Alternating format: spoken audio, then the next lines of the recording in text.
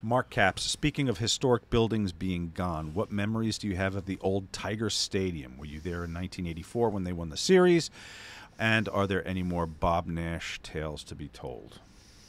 Mark's a big Bob Nash fan.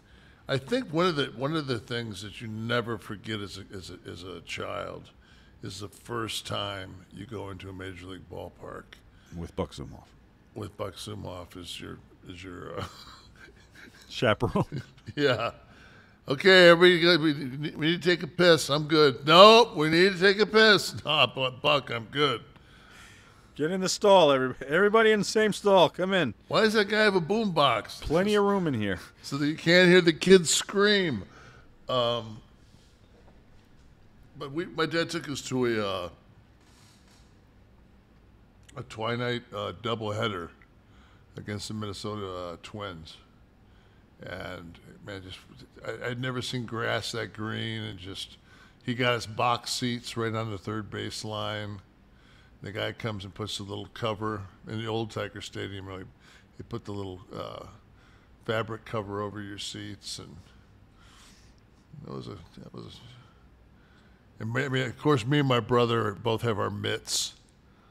Like you remember when you were catch a foul ball? Oh yeah, you're gonna fight. I mean, who doesn't catch a foul ball? Me, never.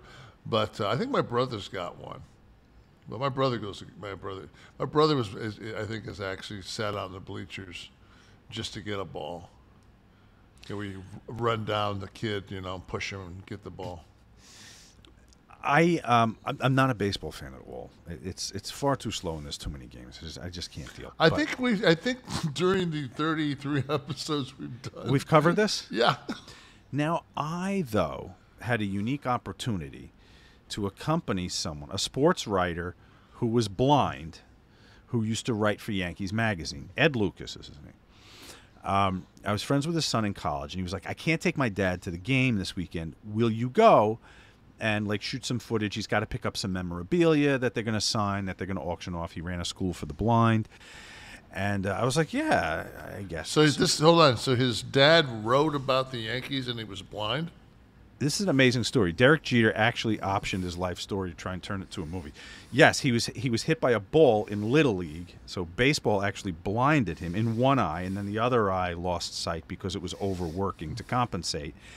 And so he would write about the games by listening to the games. And he became a staple in the Yankees. Everyone knew him in the organization and everything. And Ed would go to the games, and I'd have to walk him around.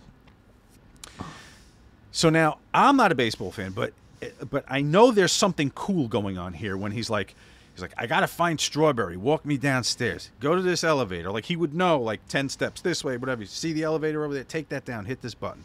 And so he's got all access. So before the game, I'm standing on the field in Yankee Stadium, waiting for Strawberry to be done with batting practice, and come over and give the bat and do the thing on the video. And I remember standing there and taking a moment to look around and go, I think this is where Babe Ruth played, right? This should be historic that I'm standing on this grass. And it was no big deal to me.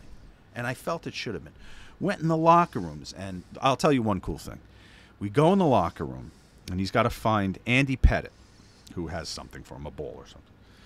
So we go in. He's like, go in. And I'm walking around. There's man ass everywhere. So everyone just walks around the locker room. So we're walking down, and he's like, keep going, keep going. He's like, now stop. He's blind now. He goes, look over there to the left. I said, yeah, it's someone's locker. There's equipment in it. He goes, look at the locker. I said, yeah. I said, there's equipment in it. There's dirt on the equipment. And then I look, it's Thurman Munson's locker. They left it as it was the last game he played before he died. So the pads are in there with mud on them, and the hat, and it was left as it was that day. I thought that was I've never heard that story before. Very cool.